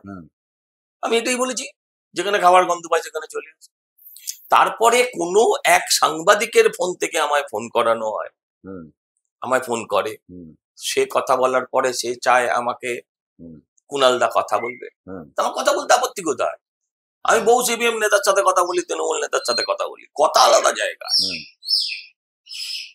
তো তখন সেই কথাটা কল রেকর্ডিং হচ্ছে, এটা বুঝতে আমার 30, 40, 50 সেকেন্ড লেগে যায়। আমি কোনো দল বিরোধী কথা সেখানে বলি, সেই কথাটাও সেখানে সে রেকর্ড করে ভাসিয়ে দেয়। এটা তো আনএথিক্যাল হলো। তাহলে আপনি বাকিটা তো আপনি বলতে থাকুন, আমার দরকার নেই। না না, আমি জাস্ট কোশ্চেন গুলো করবো, উত্তর আপনাকে না, আমার আর তোমার কোনো উত্তর নেই, আপনি তো উত্তর দিয়ে দিয়েছেন। আনএথিক্যালটা কোথা থেকে শুরু, তো সেই থেকে আর আমি নিশ্চয়ই তাকে স্পেয়ার করবো না। আমার কাছে 4-6টা নাম আছে, এই নামগুলো শুনলে আপনার এক কথায় কোন শব্দটা আপনার মাথায় আসে? মোহাম্মদ সেলিম। সাম্প্রদায়িক। শুভেন্দু অধিকারী। লিডার। মমতা ব্যানার্জি। সবকিছুর ঊর্ধ্বে, দুর্নীতির ক্ষেত্রে। আচ্ছা। অভিষেক পাগলও বলতে পারে। আচ্ছা, আপনি শেষ করুন, তারপরে আমি বলছি পরের নামটা। বলুন। অভিষেক ব্যানার্জি। এখন তো খুঁজেই পাই না তার নাম, আর নিয়ে কি করবো, কোথায় আছেন? মাঝে মাঝে উনি রাহুল গান্ধীর মতো শীতঘুমে চলে যায়। Corporate leader. আচ্ছা, এটা আপনার ভাষায়? আমি যেটা বলছি সেটা আমারই ভাষা। আর নরেন্দ্র মোদী। ভারতবর্ষের অভিভাবক। এবার আপনি বলুন যে আমরা যখন নেতাদের বক্তৃতা শুনতে পাই, এই টিভি চ্যানেলগুলোতে আপনারা যখন সন্ধ্যাবেলা বসেন, সেটা লোক কিন্তু এটা বুঝতে পারে এখন যে এরা, এদের মধ্যে এদের সৌজন্য বজায় আছে, এরা পারিবারিক, এরা সন্ধ্যেবেলাটা হচ্ছে আমাদের লড়িয়ে দেয়। না না, এই শব্দগুলোই বন্ধ করুন। না, এই শব্দগুলো আমার না, এইগুলো আপনারা প্রচার করুন। এগুলো আপনারা প্রচার করুন। আপনি ভালো করে ভেবে দেখুন বিধান রায় এবং জ্যোতিবাবুর সম্পর্কটা কি ছিল। হ্যাঁ, সেটাই আমার বক্তব্য। এখন সেটা সম্ভব নয় কেন? এই সোশ্যাল মিডিয়ার কারণ। এটার কারণ সোশ্যাল মিডিয়া। আজকে যদি আমি একটা সিপিএম এর নেতার সাথে কথা বলি, তো সিপিএম এর অত্যাচারিত লোকেরা এক্ষুনি তার তলায় লিখবে আমরা মার খাচ্ছি আর তুমি গল্প করছো। আচ্ছা, তৃণমূলের সাথে ধরুন আমি একটা কারোর সাথে কথা বলেছি, তো বললেই ও লিখবে তলায়, সেটা যদি পাবলিশড হয় ও লিখবে তলায় আমার চাকরিটা চুরি করলো আর সেই চোরদের সাথে তুমি বসে আছো। এই ন্যারেটিভটা বন্ধ হওয়া দরকার সব ক্ষেত্রে, ওপর থেকে নিচে অবধি। আমি একবার বিধানসভায় ঢুকে পড়েছি 21 জন ছেলে নিয়ে, হাউস চলাকালীন। মমতাদির মতন ভাঙচুর করে নয় আর কি, এমএলএ দের দিয়ে নয়, আমরা কলেজের ছাত্ররা ঢুকে পড়েছিলাম হাউসের ভেতরে। তো স্পিকার আমাকে 3 দিনের জেল পাঠিয়েছিল। আমাকে নয়, আমাদের 21টা ছেলেকেই 3 দিনের জন্য জেলে পাঠিয়েছিল। তার কমাস পরে আমার বোনের বিয়ে ছিল। দেখলাম ওই স্পিকার এখানে আমার বাড়িতে বসে গান্ডে পিন্ডে খেয়ে দে আমার দাদুর সঙ্গে গল্প করে, বাবার সঙ্গে গল্প করে, আর আমার বাবা দায়িত্ব দিয়েছিল তুমি ওনার সঙ্গে দাঁড়িয়ে থাকবে। আমি তো ভাবছি আমাকে 3 দিনের জেল কাটিয়েছে। এই যে সৌজন্যবোধ, তখন আমি ছোট ছিলাম, অতটা ইমোশন বেশ অন্যরকম ছিল। তো এই যে ভাবনাটা, এটা তো আজ এসছে। আমার বাড়ির কোনো অনুষ্ঠানে এমন কোন বিরোধী রাজনৈতিক ব্যক্তিত্ব নেই, এবং আজকের দিনে তারা অনেকে নেই, বলতে কোনো দ্বিধা নেই যে রাজনীতির ক্ষেত্রে তারা আমাদের বিন্দুমাত্র স্পেয়ার করেছে বা আমি তাদের। কিন্তু আমার পারিবারিক অনুষ্ঠানে সবাই দল বেঁধে এসছে। সিপিএম এর হেন কোনো নেতা নেই যিনি আসেননি। কিন্তু তাই বলে যে তাদেরকে আমরা কোথাও স্পেয়ার করেছি বা তারা আমায় কোথাও স্পেয়ার করেছে নেভার। এই সৌজন্যতাটা রাজনীতি থেকে হারিয়েছে। আমার বাবা মারা যাবার পর, ধরুন আমার বাবা 25 বছর কাউন্সিলর ছিলেন। কলকাতা পুরসভায় একটানা 25 বছরের ইতিহাস খুব কম লোকের আছে। মাঝখানে বাম জামানায় কিছুদিন পুরসভা বলে কিছু ছিল না, 85 সাল থেকে আবার রেগুলার পুরসভা চালু হয়। সেই 85 সাল থেকে বাবা 2010 অব্দি কাউন্সিলর। সেই 25 আজকের অনেকের সহকর্মী, আমার বাবা কাউন্সিলর, তারপর বোর্ড চেয়ারম্যান, তারপর অ্যাকাউন্টস কমিটির চেয়ারম্যান, তারপর অপোজিশন লিডার, তারপর এমআইসি, মানে প্র্যাকটিক্যালি মেয়র, ডেপুটি মেয়র ছাড়া উনি সব পদ হুম উনি অলঙ্কৃত করেছেন। সেই মানুষটা মারা যাবার পর তৃণমূল নেতারা আমাকে ফোন করে কন্ডোলেন্স জানিয়েছে এবং দুঃখ প্রকাশ করেছে যে আমরা যেতে পারছি না।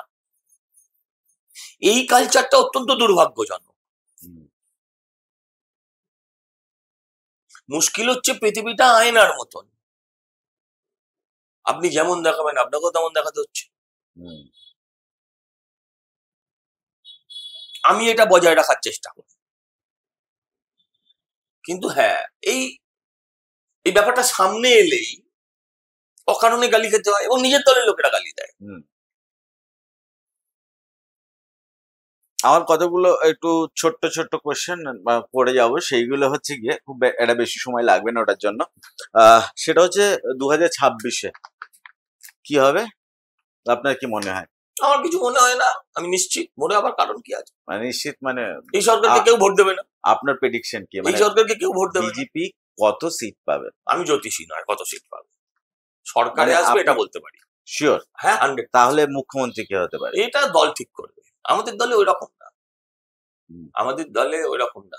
আমি ধরে নিলাম আপনার কথা অনুযায়ী যে পুলিশি ব্যবস্থা ফেল, নারীদের আমার কথা আপনার কি মনে হয়? আমার কিছু মনে হয় আপনার মনে হয় না? তাহলে মানুষ না। আমি এখানে আপনার যদি কিছু মনে না হয়, না না এটা মুশকিল। আপনি আপনি ক্যামেরা ধরেছেন, আপনি প্রশ্ন করেন, হ্যাঁ তার মানে এই নয় যে আপনি প্রশ্নাতীত। না, আপনি প্রশ্নাতীত হতে পারেন, একদমই প্রশ্নাতীত নয়, কিন্তু আমি আজকে আপনি বলছেন যে এখানে নারীর নিরাপত্তা সত্যি আছে, আপনি আমার কাছে শোনার গিয়ে, কিন্তু সেন্ট্রাল গভর্নমেন্টের একটা রিপোর্ট বলছে ইন্ডিয়ার safest city Kolkata. Central government মিথ্যে কথা, আমি বলছি মিথ্যে কথা। সেন্ট্রাল গভর্নমেন্টের আমি বলছি মিথ্যে কথা। 1 2 অনেক সময় ওরা কি করে, ধরুন এনসিআরবি রিপোর্ট টোটালটাই ফেক পাঠাচ্ছে। আচ্ছা, একটা ফেডারেল সিস্টেমে যুক্তরাষ্ট্রীয় কাঠামোয় সরকার ওটা বলতে পারে না এটা ফেক। 100 দিনের কাজে 1 নম্বর, বিরাট গর্ব। আরে 100 দিনের কাজে 1 নম্বর মানে ইউ আর ভিখারি নাম্বার 1। আমি কাউকে ছোট করছি না। মানুষ কত সমস্যায় থাকলে তবে 100 দিনের কাজে রাজি হয়, আপনি আমাকে বুঝিয়ে বলুন। 202 টাকা ডেলি। আমি যদি বলি একজন কলকাতাবাসী, একজন ভিক্ষুকের রোজগার তার থেকে বেশি, ভুল বলছি? আপনি 1 টাকার কয়েন পাবেন না, মিনিমাম 2 টাকা। একটা ভিখিরি যদি 150টা লোকের থেকে 2 টাকা আদায় করতে পারে তাহলে তার 300 টাকা হয়। আর যারা 5 ঘন্টা 7 ঘন্টা 6 ঘন্টা খাটে তারা 202 টাকাটা পায়। এটা গর্বের নয়, এটা অহংকারের নয়, এটা লজ্জার। তো এই না পুলিশি ব্যবস্থা রিফর্মের জন্য বা নারী স্বাধীনতা, পুলিশের ব্যবস্থা রিফর্ম কিভাবে হবে? আমরা তো বলি যে নয়, সরকার একটা ভিউ পয়েন্ট আছে, এইটা আমরা করব নারী স্বাধীনতার জন্য। এটা রাজ্যগুলো দেখলেই বুঝতে পারবে, আপনি বাকি রাজ্যগুলো দেখলেই বুঝতে পারবেন। ধরুন উত্তরপ্রদেশে একটা গেরুয়া পোশাক পরা, মুশকিল হচ্ছে এই যে গেরুয়ার উপর রাগ। আরে গেরুয়ার উপর রাখলে তো স্বামীজির উপর রাগ করা উচিত, ওটা তো স্বামীজির বসন। আপনাদের ভাষায় মৌলবাদ খারাপ, খুব খারাপ। আমার ভাষা নয়। আচ্ছা চলুন জনগণের ভাষায়, তৃণমূলের ভাষায়, বামপন্থী ভাষায়, পাবলিকের ভাষায়, আমি সব ধরে নিলাম। আপনি দুটো মৌলবাদকে পাশাপাশি রাখুন। একটা হচ্ছে ইসলামিক মৌলবাদ, মানে একটা বুড়ো লোক, সে এতটা দাড়ি নিয়ে, তার পাশে এপাশে দুটো এপাশে দুটো কালো কাপড়, কালো মুখ ঢাকা লোক, হাতে AK-47 নিয়ে, ধর্মীয় সাধু। তিনি একে গুঁড়িয়ে দাও, ওকে ভেঙে দাও, আল্লাহর নামে এইসব করছেন। আর হিন্দু মৌলবাদ মানে কি আপনার কাছে RSS হতে পারে। হিন্দু মৌলবাদ মানে কি আপনার কাছে বড় জোর যোগীজি হতে পারে। বলুন আপনি কোনটাকে অ্যাকসেপ্ট করবেন? যদি আপনার কাছে এই দুটো অপশন থাকে, আপনি কোনটাকে অ্যাকসেপ্ট করবেন? এই হচ্ছে দুটো মৌলবাদের মধ্যে তফাৎ আছে। এই বলছেন পুলিশ রিফরমেশন কি করে হবে? কর্তার ইচ্ছায় কর্ম হয়। কর্তা যদি সঠিক পথ দেখায়, বাপের ক্ষমতা নেই। এই পুলিশের ভুঁড়ি 7 দিনে কমে যাবে। এই পুলিশের ভুঁড়ি 7 দিনে কমে যাবে। উত্তরপ্রদেশে দেখুন, আমি সেদিন একটা স্ট্যাটিস্টিক্স দেখছিলাম, ওখান থেকে আজানের মাইক খোলা হয়েছে। আজানের মাইক খুলবো শুনলে আপনার খুব রাগ হয়। আমি বলছি আজানের মাইক খোলা হয়েছে, গভর্নমেন্ট স্ট্যাটিস্টিক্স দিয়েছে যে এত যে ওখানে দুপক্ষ হিন্দি ভাষীরা ভীষণ কট্টর, আমাদের থেকেও বেশি কট্টর। সামটাইমস কট্টর হওয়াটা জরুরি, আজ বাঙালি বুঝছে, নিজের কালচার নিজের সমস্ত কিছু বজায় রাখতে হলে, বাঁচিয়ে রাখতে হলে। তো যারা হিন্দি স্পিকিং তারা অনেক বেশি কট্টর আগের থেকেই, তারাও পাল্টা হনুমান মন্দির, রাম মন্দির, ওখানে যে ধরনের মন্দির আছে সেই মন্দিরে মাইক লাগিয়ে দিয়েছে। সমস্ত রকমের মাইক খোলার একটা স্ট্যাটিস্টিক্স দেওয়া হয়েছিল। কদিন আগে আমি একটা যোগীজির ইন্টারভিউ দেখছিলাম, উনি বলেছেন রাস্তায় নামাজ পড়া যাবে না, যদি তুমি রাস্তায় নামাজ পড়ো তাহলে আমি হনুমান চল্লিশা যারা পাঠ করে রাস্তায় বসে তাদের আমি বাধা দিতে পারবো না। This is the government. মন্দির বানানো কোনো গভর্নমেন্টের কাজ নয়, দুর্গাপুজোয় চাঁদা দেওয়া কোনো গভর্নমেন্টের কাজ নয়। এটা তো হিন্দুদের জন্য করেছে, আর আমরা তো হিন্দু মনোভাবাপন্ন দল। আমি তো কথা বলছি। তো মমতা ব্যানার্জি এই যে মানে ওয়েস্ট বেঙ্গল গভর্নমেন্ট যে দুর্গাপুজোকে ফান্ডিং করছে, আপনি জানেন কত টাকা ফান্ডিং করেন? না, জানা নেই। 400 কোটি টাকা, 450 কোটি টাকা। Can you imagine? সেই দিয়ে কত লোকের ডিএ হতো, কত লোকের চাকরি হতে পারতো। কিন্তু আমি আপনাকে বুঝিয়ে বলি, এই যে চন্দ্রযান 2টা গেছিল 600 কোটি, মমতা ব্যানার্জির 2 বছরের প্রকল্প হলে পশ্চিমবঙ্গ একটা এই প্রকল্প করতে পারতো। দুর্গাপুজোকে কেন দেবো? কিন্তু মজার জিনিস এইটাই যে ধরুন, আরে ওই সময় লক্ষ্মী ভান্ডার 1000 করে বাড়িয়ে দিক না ওই টাকায়। মানুষকে দুর্গাপুজোর জন্য লক্ষ্মী ভান্ডার, মেয়েদের আমি 1000 করে বেশি দিই। আমি ধরে নিলাম যে দুর্গাপুজো পুজো আপনার মানে আপনি একটা দুর্গাপুজোর সঙ্গে যুক্ত আছেন, তো হচ্ছে কি আমি দুর্গা পুজো কমিটিকে 60,000 টাকা দিলাম। না না, আমি 85,000 ধরে নিলাম যে 85,000 টাকা দিল। তো আপনি 85,000 টাকা পেলে কি করবেন? 4টে মাইক বেশি বাড়াবেন, 4টে লাইট বেশি লাগাবেন। সেটা তো একদম প্রান্তিক মানুষই ওই কাজটা করছে। লাইট তো নিশ্চয়ই সাউথ সিটিতে থাকা কোনো লোক লাগাচ্ছে না। 4টে বাল্বের চেইন বেশি লাগবে। আপনি ভুল করে ফেলছেন। আপনি প্রশ্নটা সজল ঘোষকে করছেন, মমতা ব্যানার্জিকে না। এই প্রশ্নটা আপনি ওনাকে করুন। আমি তো এটাই বলছি যে আপনার কথাটাই তো বলছি, কেন দেবে পুজোকে? না দিলে যে 4টে ওই লোক পায় তাতে অসুবিধা কি আছে? কোন লোক পায়? মানে ওই যে লক্ষ্মী ভান্ডার দিন না। আমি তো বলছি লক্ষ্মী ভান্ডার দিন। আপনি লক্ষ্মী ভান্ডার, আমি বলছি আজকে কেন, আমি বিরোধিতা করারও কোনো প্রশ্ন নেই। কন্যাশ্রী কেন খারাপ বলবো? এটা ঠিক আছে, কিন্তু কন্যাশ্রীটা যদি কন্যারা পেত আমার আপত্তি ছিল না। আচ্ছা, কন্যাশ্রী দেবেন আবার কন্যাদের রেপ করবেন, কন্যাদের চাকরি খাবেন, এখানটা আমার আপত্তি আছে। কন্যাশ্রী দিয়ে কন্যাকে ধর্ষণ করবে কেন পশ্চিমবঙ্গে? এমন একটা কথা বলি যে বিজেপি এলে কি ধর্ষণ উঠে যাবে? না, উঠবে না, সম্ভব না। কিন্তু ধর্ষকের হয়ে কথা বলবে না সরকার, বলবে না এটা সাজানো ঘটনা, বলবে না একটা 14 বছরের মেয়ে। আপনি যাই করুন না কেন, থিঙ্ক অ্যাবাউট ইয়োর কিডস। 14 বছর, ভালো করে জ্ঞান বুদ্ধি হওয়ারও বয়স হয়। 14 বছর মানে ক্লাস 7। সেই বাচ্চাটাকে বলছে প্রেগনেন্ট তো উনি বলেন না, বা বলতে পারেন না, বা কি সেটা আমি বলতে পারবো না। তো উনি বলছেন প্রেগনেন্ট ছিল। আপনি বলুন তো, ওই মৃতের আত্মা যদি বলে কিছু থাকে, সেই আত্মাটা হাহাকার করবে না? ওর বাপ মায়ের মুখ দেখানোর জায়গা থাকবে?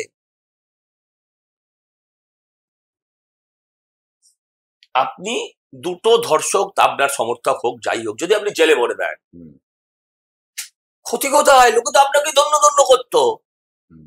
পার্কস্ট্রিটের ঘটনা হবার পর বললেন সাজানো ঘটনা। ওদের একজন মহিলা, আপনি একটু আগে বলছেন না মহিলাদের প্রতি সম্মান, ওদের একজন মহিলা সাংসদ, তিনি বললেন দেহ ব্যবসায়ী আর খরিদ্দারের গন্ডগোল। কই, তাকে তো বকেননি উনি। বকবেন কোন মুখে? নিজেই তো বলেছে সাজানো ঘটনা। যিনি এই ঘটনাটাকে প্রমাণ করে ছাড়লেন যে ইটস রেপ, তিনিও একজন মহিলা ছিলেন পুলিশ। তাকে পুলিশ ট্রেনিং স্কুলে পাঠিয়ে দিলেন ট্রান্সফার করে। মহিলার সম্মানের কথা বলছিলেন। না, এটাও তো আছে। ধর্ষণ তখনও হবে, বিজেপি এলেও হবে। অপরাধীর জাত এবং অপরাধীর রাজনৈতিক রং দেখা হবে না। আপনারা উত্তরপ্রদেশে এনকাউন্টার করে মারার কথা বলেন, আমেদের নাম আসে, আতিক আমেদের নাম মনে আসে, অনেক দুবেরাও যে মরল সেটা আপনাদের মনে আসে না। আজকে উত্তরপ্রদেশে ক্রাইম কোথায় আপনি দেখুন, যে পরিমাণ ছিল সেই হিসেবে নিরিখে দেখতে গেলে আজকে পশ্চিমবঙ্গের থেকে অনেক ওপরে। ইনস্ট্যান্ট জাস্টিস কি ঠিক? সরি, ইনস্ট্যান্ট জাস্টিস আমি এটার মানে এই যে ধরুন একটা ঘটনার সঙ্গে কোনো একটা লোক জড়িত, ধরেই নিলাম সে জড়িত, কিন্তু তাকে সাজা দেবে তো আদালত। এই যে ইউপিতে বুলডোজার গিয়ে ধ্বংস করে দেওয়া, এই যে বললেন আদালত, ভাইপো যে বললো মাথার এই কানে মারতে, তখন কোথায় ছিল? সে তো আপনার মগজমারি তখন বন্ধ ছিল না, একদম বন্ধ ছিল। এটা নিয়ে মগজমারি করেননি কেন? এটাও তো আমি আপনাকে প্রশ্ন করি, যে অভিষেক বন্দ্যোপাধ্যায় বললো মারবে এখানে গুলি, হ্যাঁ, কোন সেন্ট্রাল মন্ত্রী তো দিল্লিতে দাঁড়িয়ে বলছে দেশের দুশ্মনকে গলি মারো। দেশের দুশ্মনকে আপনি পুজো করতে বলছেন কেন? আমি আরেকবার বলছি শুনুন, অভিষেক আপনি এটাকে দুবার, এক মিনিট, নো নেভার। আচ্ছা, ওটা বলুন না, তাহলে দেশের দুশ্মন, আমি বলছি দেশের দুশ্মন আর পাড়ার গুন্ডা দুটো এক করবেন না। আচ্ছা, আমি যদি আজ পুলিশের গাড়িতে ইঁটও মারি, আমি কিন্তু দেশের দুশ্মন হয়ে যাচ্ছি না। আমি হয়তো সরকারি সম্পত্তি নষ্ট করেছি, তার দায় হতে পারে। দেশ কি গদ্দারও কো, মানে মির্জাফরদের কথা বলছে, তো মির্জাফরকে আপনি যদি দেখে ফুলমালা দিয়ে চা বিস্কুট খাওয়াতে চান, সেটা আপনার রুচি। আমি বলছি গুলি করা উচিত। কিন্তু এখানে আমার আরেকটা আমার বক্তব্য গুলি করা উচিত। I appreciate, I support the word. আরেকটা কথা মনে পড়ে গেল, সেটা হচ্ছে যে বিলকিস বানুর কে যে যারা রেপ করেছিল, তাদের রেপিসদের ছেড়ে তাদের মালা দিয়ে, এবং একজন গুজরাটের এমএলএ বলছে ওরা তো ব্রাহ্মণ আছে। আমি আপনাকে বুঝিয়ে বলি, আপনি যখন দেখাবেন, আপনি এটার সপক্ষে আপনার ফটোগ্রাফস গুলো দেখাবেন, মাইন্ড ইট। বাকিটা ন্যারেটিভ, বাকিটা প্রোপাগান্ডা। আচ্ছা, আপনি যখন দেখাবেন, আমি আপনাকে বলছি, আমার এই কথাগুলো বলবেন যে আমি দেখাতে বলছি, আবার পাশে দেখাবেন যে এরা বিজেপি। কেউ গেরুয়া বসন পড়ে থাকলে, কেউ গেরুয়া একটা উত্তরীয় নিয়ে নিলে, they are not BJP. Mind it, you have to prove যা আপনি বলছেন। এগুলো হোয়াটসঅ্যাপ ইউনিভার্সিটির কথা, আমি অনেক ঘেঁটে দেখেছি, আপনিও দেখাবেন। হোয়াটসঅ্যাপ ইউনিভার্সিটি তো বিজেপিরও আছে, কেন থাকবে না? লোহা তো লোহে কই কাটতা হয়, মানে টিট ফর ট্যাট এইরকম, তাই নয় কি? না, আমি তাহলে শব্দটাই তৈরি হতো না। সংস্কৃতে শব্দটা আছে, শটে সট্টাং সমাচারে। ভাই, যে যেমন করবে তাকে তেমনই ফল দেখাতে হবে। যে আপনাকে যদি এখন আমি চাইনিজ ভাষায় কথা বলি, আপনি বুঝবেন? একদম। আপনি আমায় বললে আমি বুঝবো না, আপনার ভাষাতেই আমায় কথা বলতে হবে, তবে তো কথোপকথন হবে। আপনি 2026-এ কোথা থেকে দাঁড়াচ্ছেন? দল ডিসাইড করবে দাঁড়াবে না বসাবে, সেটা তার ব্যাপার। আপনি বরানগর থেকে আবার লড়ছেন? না, আমি খুশি হব যদি দেয় বরানগর, বাট যদি আমায় দল না দেয়, আমার অন্য কাজ সেটাই করবো। আচ্ছা, আপনার এবার পুজোর ব্যাপারে আসি। এবছরের থিম কি আপনি এখনো জানেন না? না, এবার আপনার মুখ থেকে আমি জানলেও অন্য সবাই জানে, অনেকেই জানে, সবাই যারা পুজোর খবরটাকে তারা জানে। আপাতত যেটা সিদ্ধান্ত হয়েছে সেটার উপর আমরা R&D করছি, জিনিসটা এত সহজ নয়। সুনিতা উইলিয়ামসের যে ল্যান্ডিংটা, সেটাকে আমরা ফুটিয়ে তোলার চেষ্টা করব। ওকে, আমি ধরে নিলাম সজল ঘোষ ওয়েস্ট বেঙ্গলের মুখ্যমন্ত্রী। না, আমি এটা ধরতে পারছি না। না, এটা আপনাকে উত্তর না, এটা বাড়াবাড়ি হয়ে যাবে। একটা যেটা জিনিস আপনার স্বপ্ন, যেটা প্রথম আপনি ইমপ্লিমেন্ট করতে চান, সব ছড়িয়ে গেছে পশ্চিমবঙ্গে। পশ্চিমবঙ্গে কোনটা ছেড়ে কোনটা ধরবেন? 5.5 লক্ষ সরকারি পদ খালি, তার মধ্যে 3.5 লক্ষ শুধু স্কুলে কলেজে শিক্ষাকর্মী। মানুষের ডিএ বাকি। হ্যাঁ, আপনি আমাকে বলুন, 8,500 বেশি স্কুল বন্ধ হয়ে গিয়েছে 12 বছরে, এই 15 বছর হয়নি এখনো। আপনি আমায় বলুন না কোনটা করবেন। আপনি কিছু করতে পারেন। 8 লক্ষ কোটি টাকা প্রায় দেনার দিকে চলে গেছি আমরা। আরে বাংলার মানুষ বুঝতেই চাইছেন না অনেকে, যে এই দেনা কিন্তু ভাই আজ না হলে কাল পরোক্ষভাবে আপনার থেকেই শোধ হবে। 47 সালে ভারত স্বাধীন হয়েছিল, আমরা আজম্মের সিপিএম বিরোধী। আমার লাস্ট দিনের পোস্টেও একটা সিপিএম এর বিরোধিতা পাবেন।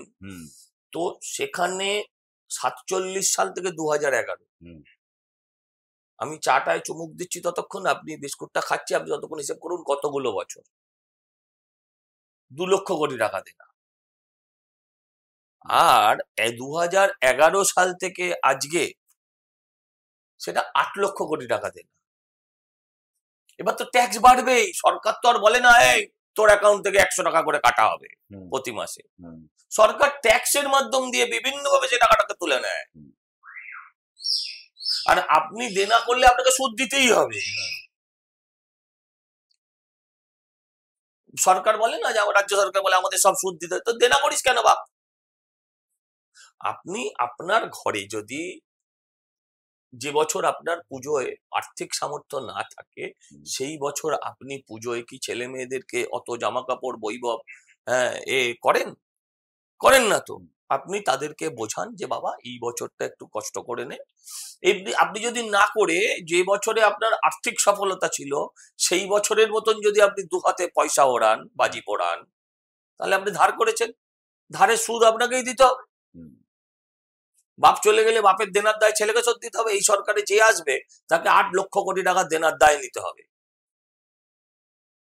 আর তখন ডবল ইঞ্জিন না হলে সেই প্যাকেজ, সেই সমস্ত কিছু আদায় করতে পারবে না, এটা বাস্তব। বাংলায় আপনার নেতাকে দিলীপ ঘোষ, এই দলটা সুকান্ত মজুমদার, এই দলটা শুভেন্দু অধিকারী। আমি বললাম এই দলটা ওরকম নেতা ভিত্তিক নয়। আচ্ছা, এই দলটা ওরকম নেতা ভিত্তিক নয়, ওইভাবে আমি বলতে পারবো না, ওইভাবে আমি বলতে পারবো। শুভেন্দু অধিকারীর সঙ্গে আমার সম্পর্ক বহু পুরনো। সুকান্ত দা একজন যোগ্য লিডার, দিলীপ দা তো দাবা। এইটা ব্যালেন্স হয়ে গেল না, মানে ব্যালেন্স করে বলা হয়ে গেল না ব্যাপারটা? করলাম খানিকটা। দিলীপ ঘোষের বিয়েতে নিমন্ত্রণ ছিল, এটা নিয়ে আমি কথাও বলতে রাজি না। আপনারা দিলীপ দার বিয়ে নিয়ে এত পড়েছেন কেন? না, ওই একটা ঘটনার রেফারেন্স ওটা মনে পড়ে যায়, আর কিছু মনে পড়ে না। আমি জিজ্ঞেস করলাম আপনি নিমন্ত্রণ ছিল না, আমি তো না বললাম। আচ্ছা, কিন্তু এই যে আমাকে অনেকেই নেমন্তন্ন করে। হ্যাঁ, দিগ্বিজয় সিংহ নেমন্তন্ন করেনি।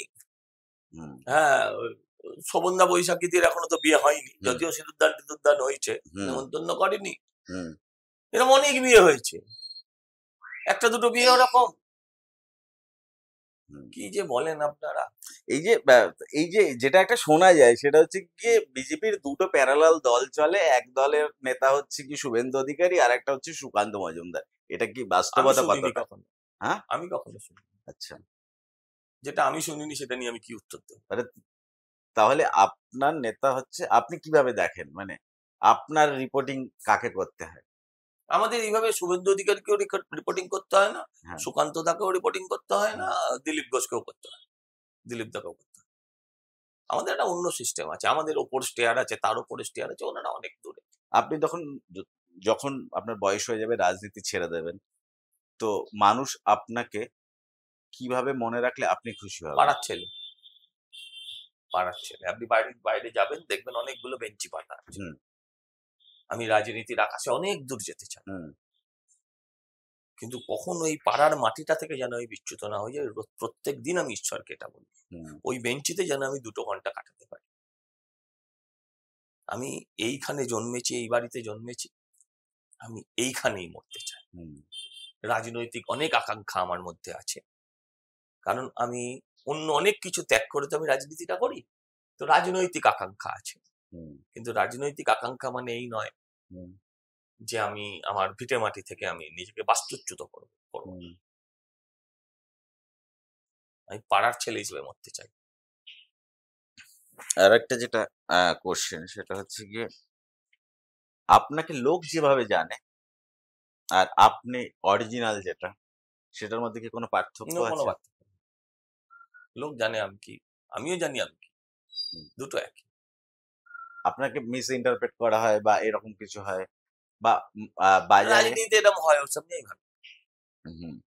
রাজনীতি সব চলে। তো আমরা মোটামুটি যেরকম ভেবেছিলাম সব উত্তরগুলোই আমরা পেয়ে গেছি আপনার কাছে। এটা তো অজস্র সময় ধরে চলতে থাকবে। তো আমার একটা জিনিস জানার ছিল, আপনি যখন সিটি কলেজে ছিলেন তখন কোনো ছাত্রদের বেল্ট দিয়ে বোধহয় মেরেছিলেন, এরকম একটা ইনসিডেন্ট শোনা যায়। তারা এখনো গর্বের সঙ্গে বলে যে দেবুদা মেরেছিল। সেটা কি ঠিক মনে হয় আজকের দিনে? একদম ঠিক, একদম ঠিক, হ্যাঁ একদম ঠিক। তাহলে তো আবার ইনস্ট্যান্ট জাস্টিস হয়ে গেল না? না, কে বলছে? আরে তারা মেরেছিলাম বলে তারা আজকে বড় বড় অনেকে নেতা হয়েছে, অনেকে ভালো জায়গায় কর্পোরেটে চাকরি করছে, অনেকে প্রতিষ্ঠিত ব্যবসায়ী। যাদের মেরেছিলাম তারা কেউ গর্বের সঙ্গে এটা বলে, আনন্দের সঙ্গে বলে। আপনি শুধু বেল দিয়ে মারার কথা বলছেন কেন? আমি ডিনাই করার কোনো জায়গা নেই যে আমি বোমও মেরেছি বহুবার, বেল দিয়ে মারা কথা, কিন্তু কোথাও তার রিগ্রেট নেই আমার। আচ্ছা, যে শুনুন, মানুষ সবাইকে মিথ্যা কথা বলতে পারে। সকালে উঠলে প্রথমে ওপরে আমি আমার ঘরে বউকে মিথ্যা কথা বলতে পারি, তারপর নিচে নেমে আমার বাবাকে বলতে পারি, মাকে বলতে পারি মিথ্যা কথা, শুধু নিজেকে বলতে পারি না। নিজের কাছে এই জায়গাটা পরিষ্কার থাকা উচিত। আমি আমার ছেলেকে একদিন বললাম যে তুই এখনো ঘুমোচ্ছিস, তুই কিছু করছিস না, তোর বয়সে আমি 3 বার জেল খেটেছি। আমার বউ রে রে করেছে, এই কি বলছো তুমি? আমি চুরি করে তড়ি কেটেছি, আমি মেয়ে ছেলের হাত ধরে তড়ি কেটেছি। যারা অত্যাচারী ছিল বলেছিলাম যে শব্দ, সেই শব্দে উত্তর দিয়েছি, যে ভাষা বোঝে সেই ভাষায় রিপ্লাই করেছি। যারা অত্যাচারী ছিল তাদেরকে প্রতিহত করার আর কোনো পথ ছিল না, সেই পথে হেঁটেছি, প্রয়োজনে আজও হাঁটবো। আপনারাই বলেন আমার বয়স হয়েছে, আমি মানসিক ভাবে এখনো নিজেকে বয়স হয়েছে বলে বিশ্বাস করি। আচ্ছা, তো ফলে এখনো হাঁটতে পারবো। ও বেল্ট ফেল্ট ছোট ব্যাপার, এই বেল্ট দিয়ে মেরেছি নিজের লোকেদের, আর বাকিটা অন্য বোমা দিয়ে অন্য লোকদের মেরেছে। যাদের ওটাই খাওয়া উচিত। আমি বলছি যে এই যে যাদের ওটাই খাওয়া উচিত, যারা ওইটা দিয়ে আমাকে প্রশ্ন করতো, তখন আপনি হলে পালাতেন, আমি হলে রুখে দাঁড়াতাম। তো রুখে তো আপনি ফুল নিয়ে দাঁড়াতে পারবেন, জলের বোতল নিয়েও দাঁড়াতে পারবেন, আইনি ভাবে তো রুখে দাঁড়ানো। আইন আপনার কথা শুনলে তো আপনার আমাকে এই পথে হাঁটতে হতো না। আইন তো সেদিনও আমার কথা শোনেনি। আইন কি সত্যি নিরপেক্ষ কোনোদিন ছিল? আপনার বাঁচার অধিকারটা কোথায় তাহলে? এই যে মুর্শিদাবাদের ঘটনা এলোই না, পুলওয়ামা নিয়ে হলো, তো মুর্শিদাবাদের মানুষ কি বলছে? পুলিশ নেই, পুলিশ নেই, আমরা বিএসএফ ক্যাম্প চাই। তো পুলিশ এলে কেউ বিএসএফ চাইতো? আইন আমাদের কথা যদি শুনতো তাহলে আমাকে ওই পথে হাঁটতে হতো না। মুর্শিদাবাদ নিয়ে আপনাদের কর্মসূচি কি? বললেই তো আবার হিন্দু মুসলিম বলবেন। বলুন না। প্রত্যেকের বাঁচার অধিকারকে সুপ্রতিষ্ঠিত করা, তারা যেন নিরাপদে বাঁচতে পারে। শুনুন, একটা কথা বলে যাই লাস্ট, আমরা ধর্ম নিরপেক্ষ দেশ চাই না? তাই তো? আপনিও চান তো? একদম, আমরা সবাই চান।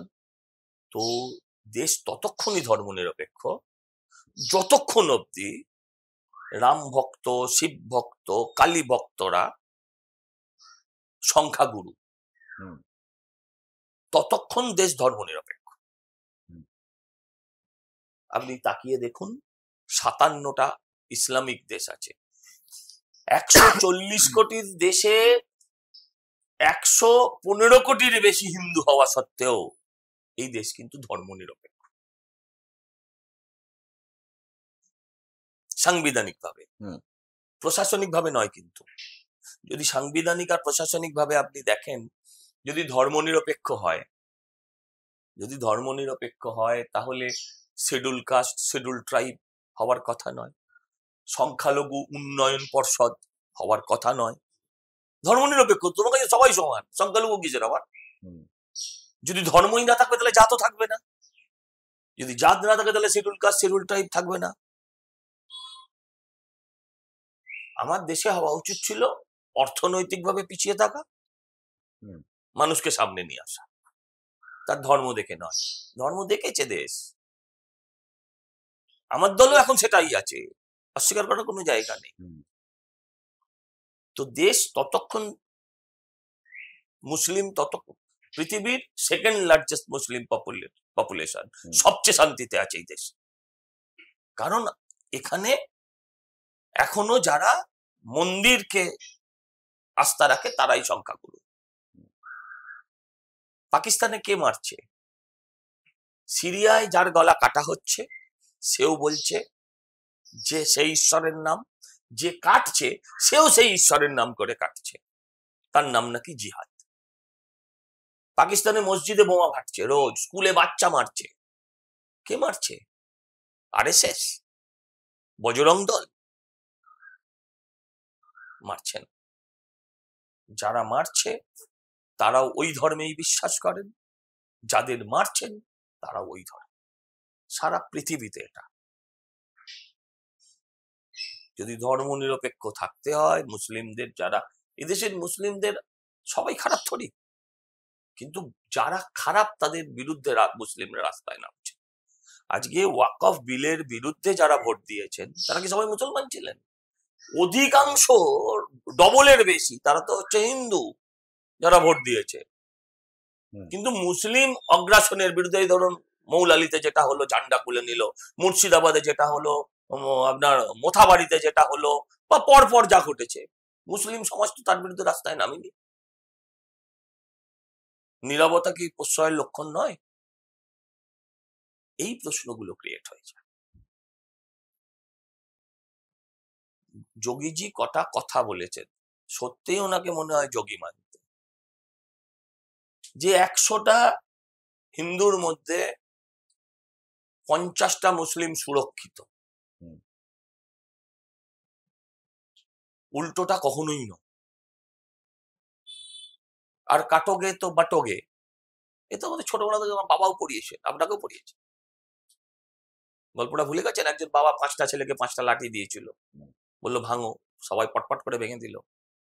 তারপর যখন জুড়ে বললো এবার ভাঙো, আর ভাঙতে পারলো না। ওটাই তো বলেছে, একতাই শক্তি। ও তো কবিগুরুও বলেছিলেন যে আমরা কতবার আমরা এক হতে পারিনি, কতবার আমরা রুখে দাঁড়াতে পারিনি, সেটা তো বলেছেন।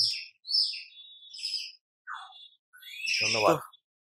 তো আজকে আমরা যা যা কোশ্চেন নিয়ে এসেছিলাম সজলদার কাছে সবগুলোই আমরা বাড়তিও পেয়ে গেছি উত্তর। তো শুধুমাত্র ফায়ার ব্র্যান্ড যে সজল ঘোষ সেই রকম নয়, মানুষ সজল ঘোষ কেমন ইত্যাদি ইত্যাদি নিয়ে আমরা কথা বললাম। আজকের আলোচনা আপনার কেমন লাগলো সেটা বলুন। আমার কেমন লাগলো এটা বিষয় নয়, আমার কেমন লাগলো এটা বিষয় না। আয়নার সামনে দাঁড়ালে তো প্রত্যেক সময় আমাকে ভালো লাগতে পারে, এটাও বিষয় না। বিষয় হচ্ছে মানুষের কেমন লাগে। আপনার এই 1 ঘন্টা 1 ঘন্টার ইন্টারভিউর সাকসেস এবং ব্যর্থতা কতজন মানুষ দেখলো তার উপর, একদম তাতে মানুষ কি অ্যাপ্রিসিয়েশন দিলেন, কি বিরোধিতা করলেন, সেটার উপরে নির্ভর। গঠনমূলক সমালোচনা অলওয়েজ স্বাগত। কিছু লোক খিস্তি কামারি করবে, নেগলেক্ট, ইগনোর করি। ঠিক আছে, সবাই ভালো থাকবেন, দেখা হবে অন্য আর একটা এপিসোডে আপনাদের সঙ্গে। নমস্কার। কেমন লাগলো আজকের পর্ব? আপনাদের মতামত আমাদের অবশ্যই জানান। এই রকম নতুন মানুষের নতুন গল্প জানতে হলে, শুনতে হলে চোখ রাখতে হবে মগজমারি ইউটিউব চ্যানেলে। সুস্থ থাকুন, ভালো থাকুন, দেখা হবে অন্য কোনো দিন, অন্য কোনো আড্ডায়। ধন্যবাদ।